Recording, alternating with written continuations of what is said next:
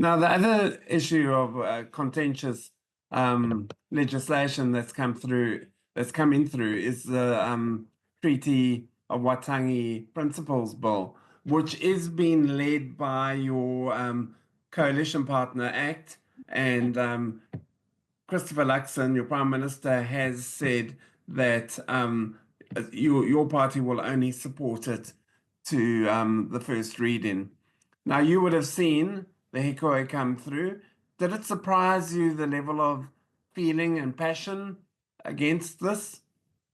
No, it didn't. And actually, I was driving to Wairangi on the day of the Hikoi moving through Hawke's Bay, and so I drove through a bit of an activation in Raupanga as I was driving up towards Gisborne. And I think at the end of the day, it is a freedom of expression, and it's absolutely within anyone's right to express how they feel. But it just showed us exactly what we believed in the first place, is that this piece of legislation is divisive. And, we have seen that emotion come through from a number of people and different perspectives. And so, we feel very strongly that this should go no further, but we were meeting our coalition agreement, and nobody is surprised by that, because we were very honest about that from the start. But we just don't think that that's something that needs to go any further, and we've always been clear about why.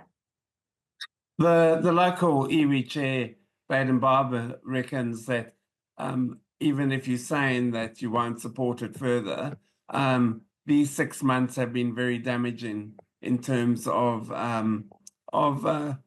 reconciliation and concerns of unity in the country. What do you say about that? Well, look, I say that our actions speak louder than our words, and we're working really closely with iwi on so many things that are really significant for the future of our relationship. And so we know that that's the work we've got to do. And look, we've always had a really great track record of development for Māori and the Māori economy. And so we just got to keep doing that. We were really clear about how we were going to approach the issues that were in play, that were making people feel a sense of injustice, i.e. Three Waters, co-governance of public services, the judicial interpretation of the MACA Bill, the Marine and Coastal Titles. These are all things that we committed to addressing. But additional to that, we have absolutely committed and continue to work really hard with iwi and post-treaty settlement groups to develop them in their economies and enable them to do what they want. And look, I've been part of regular meetings between Tama Potaka, our Māori Crown Relations and Māori Economic Development Minister, as well as the Prime Minister, Minister of Climate Change, Minister of Emergency Management and Recovery. There are many ministers at the table with these conversations, and we're seeing horticulture projects being developed, we're seeing job projects being developed, housing projects being developed. Mana Ahuriri, for example, have got one of the projects on the list of 149 projects for the fast track bill to develop Ahuriri Station. We're absolutely in their corner, and we're working really hard on that. And so we are just here to prove that we can get the absolute best outcome for all New Zealanders by doing the do, not continuing to talk about it. Because you mentioned you went up to an opening in Waro. I see you were there with the Ikarau Rafiti Kushla. So housing obviously is a concern, and local councils are also putting their attention to it. How is housing in your beat basically going? Yeah, well, look, good. I think there's great progress, and there's a lot of things that we're doing to achieve that. So one is enabling people that are ready to go, and Tato were one of those organisations, and they just needed enabling. Another example is, of course, the work that Kāinga Ora is continuing to do, the work that partner providers are continuing to do, and the investment that we've made in social housing to make sure we're not putting all our eggs in one basket. But additionally, what we're also trying to do is make sure that more land becomes available to build, because it can't all be public housing, but it can't all be affordable housing in green fields.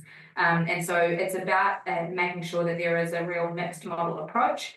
And so we have to be reforming the RMA to be able to achieve that. So we just introduced into Parliament last week, or this week in fact, the next phase, because the first phase for us was the repeal. The second phase for us was the fast track approvals bill. The next phase is the resource management next part, which is what we've just introduced, and that's going to allow us to have housing developments happen in a far simpler way. But look, the granny flat legislation is one piece. The other part as well is the building and construction changes that are making it more affordable and more simple for buildings to get built, because we have seen a slow in houses being built because they aren't as easy to do. And so these are all the things that we've got to do together, because we do want growth in all areas of housing. And so look, I see houses go up so quickly, and there's an amazing development that happened in Barker Road a couple of months ago, where 12 houses were built in 147 days. Now that's incredible. We just need to enable stuff to happen.